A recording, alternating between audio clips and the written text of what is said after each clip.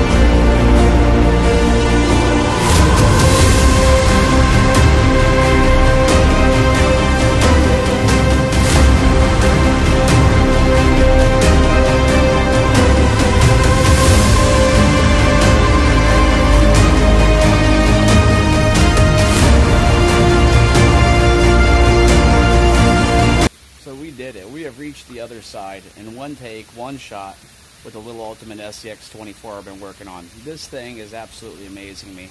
I can't wait to add more upgrades. I want to do some bent links and maybe change the motor out. So far it's doing okay, but I think a little more power would be good. And we'll go from there. But thanks for watching.